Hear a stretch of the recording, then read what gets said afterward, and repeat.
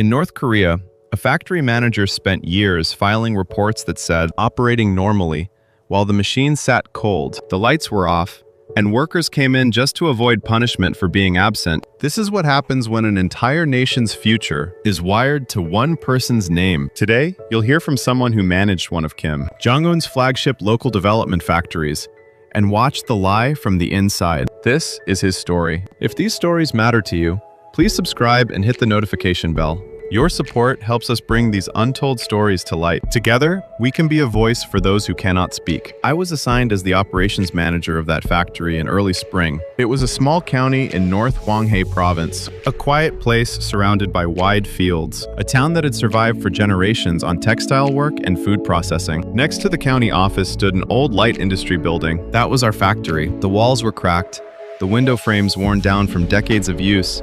But in that area, it was still the biggest employer around. People used to say, the town exists because the factory does. The older residents would look at that building and drift into old memories. After the Korean War, they'd rebuilt it from nothing.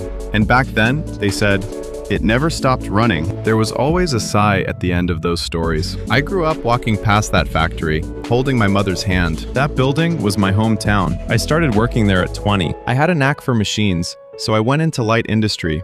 And somewhere along the way, I worked my way up to operations manager. My job was making sure the floor ran properly, keeping tabs on the workers, filing reports to the higher-ups. When a machine broke down, I figured out where to find the parts. When power was short, I decided which line to shut down first. When things went well, nobody thanked me. When they didn't, it was on me. At home, I had a wife and a son in middle school. Every fall, she packed kimchi for the winter. In the cold months, even a single block of tofu was something she didn't take for granted. My parents lived nearby in the same county my father's legs gave him trouble. My mother had a bad back for years. We didn't have much, but that was just our life.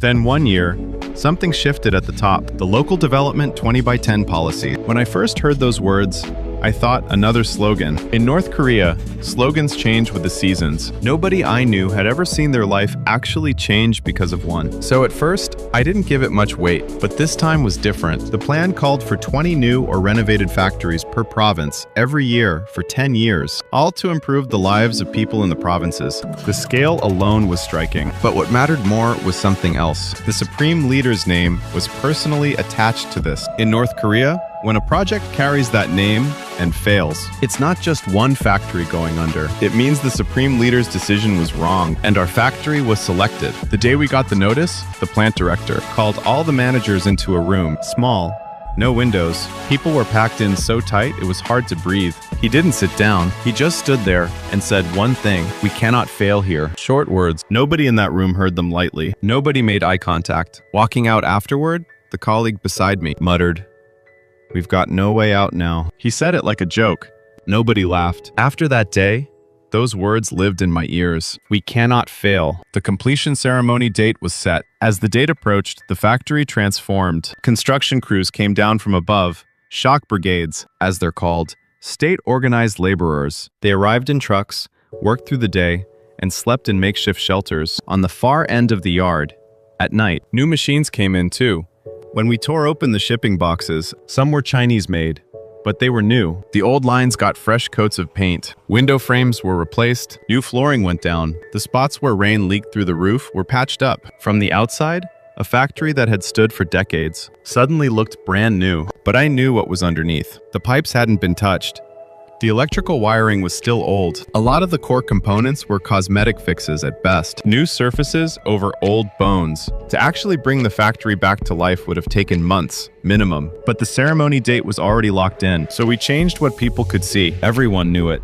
Nobody said it out loud. The morning of the ceremony, I arrived 2 hours early. The entrance was already unrecognizable. Red banners hung overhead. Slogans rippled in the wind. Reporters from the Workers' Party Daily were circling, adjusting angles with their cameras. Officials from the provincial office wandered the yard. Security agents swept through every corner. Standing there, I thought, I've worked in this building for over a decade, and I've never seen a day like this. It didn't even feel like my factory. Then, the lights came on. That might not sound like much, but in our factory, it was rare. Most days, we were lucky to get 2 or 3 hours of electricity. In winter, it was worse. But that morning, the power held steady, uninterrupted. Every fluorescent light blazed. Every line ran at once. From the day I was first assigned there to that morning, I had never seen it look like that. The program began. Slogans were read aloud. Applause echoed through the building. Camera flashes fired. Workers stood at their stations, moving with purpose. A new portrait of Kim Jong-un was mounted on the wall, large, framed, placed where no one could miss it. Below it, a banner. The sacred and glorious work of the party.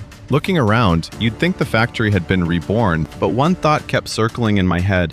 The whole time I stood there, how long will these lights stay on? The ceremony wrapped up in the afternoon. The dignitaries filed out to their cars. The reporters packed their equipment. The security agents slipped away.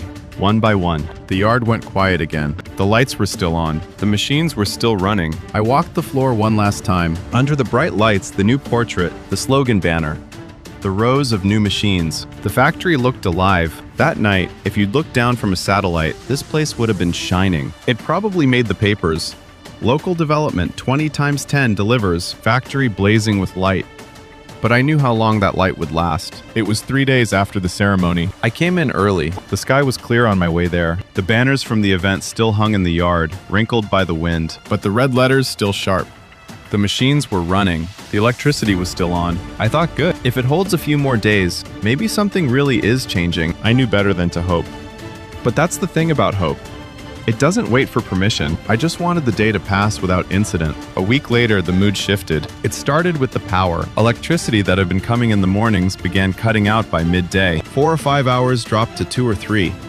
Then some days, less than an hour. The machines would start, stop, start again. Workers stood at their stations and stared at each other. When the lines went quiet, nothing to say, just eyes meeting eyes. Then, the raw materials dried up. A factory needs something to process. Our supplies fabric, vinyl, packaging material, all came through central allocation. Then, the allocations stopped. When I asked the department officer about it, the answer was always the same. Under review at the higher levels. Anyone who's worked in North Korea knows what that means. A week passes.